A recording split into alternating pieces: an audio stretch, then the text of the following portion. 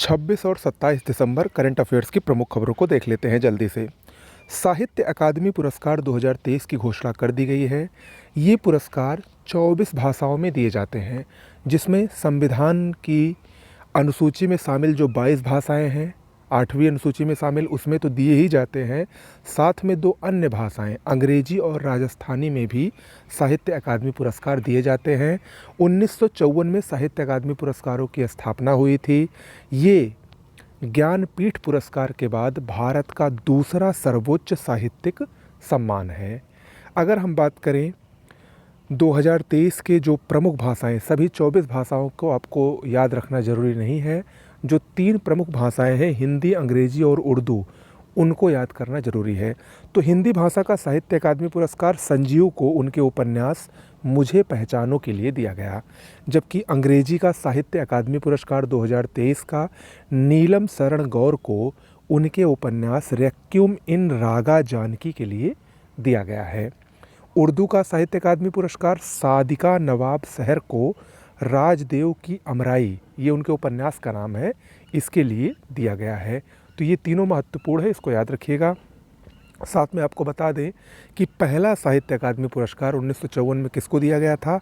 Are के नारायण को। Okay. वीरा मंगई, ये क्या है? वीरा मंगई का अर्थ होता है बलवान या साहसी स्त्री।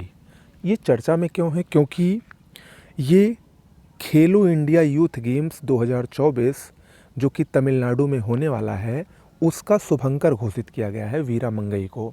देखिए, वीरा मंगई ये तमिलनाडु की प्रसिद्ध स्वतंत्रता सेनानी रानी वेलु नचियार पर आधारित है, जिनको तमिलनाडु में वीरा मंगई के नाम से जाना जाता है। ईस्ट इंडिया कंपनी के खिलाफ बगावत करने वाली ये पहली महिला थीं, रानी वेलु नचियार। उन्हीं को वीरा मंगई कहा जाता है।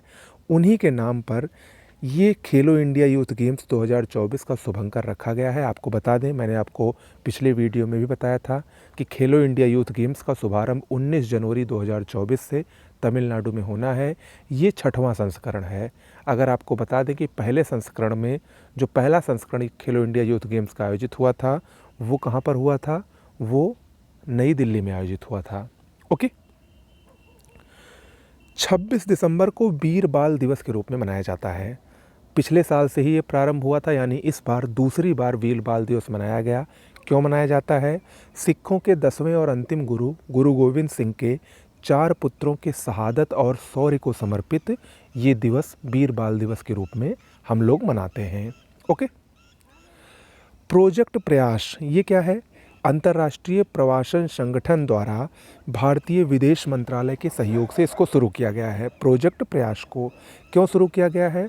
प्रवासन की गतिविधियों को बढ़ाने के लिए इस प्रोजेक्ट को भारतीय विदेश मंत्रालय के सहयोग से अंतर्राष्ट्रीय प्रवासन संगठन ने शुरू किया है।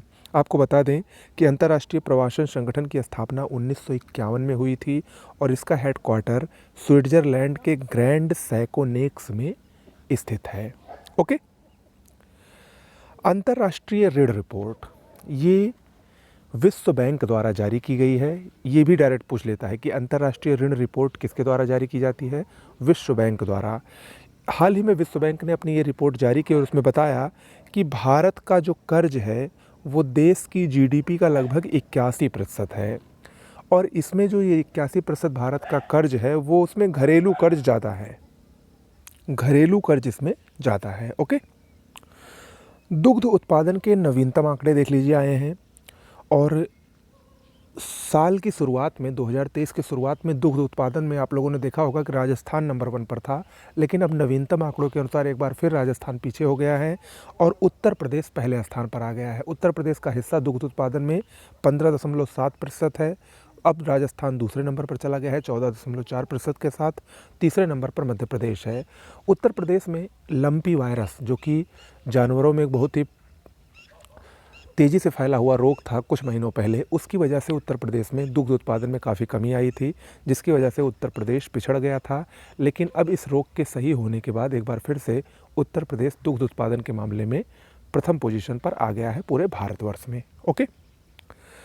ISRO, Indian space research organisation, इसको हुसाबिक म्यूजियम द्वारा लीफ एरिक्सन लूनर पुरस्कार से सम्मानित किया गया है और ये पुरस्कार इसरो को उसकी चंद्रयान 3 की सफलता के लिए प्रदान किया गया है। तो सीधा सा प्रश्न आ सकता है, लीफ एरिक्सन लूनर पुरस्कार किसको दिया गया है? इसरो को चंद्रयान 3 की सफलता के लिए। किसके द्वारा? हुसाबिक म्यूजियम द्वारा। तो आज के लिए इतना ही। नमस्कार।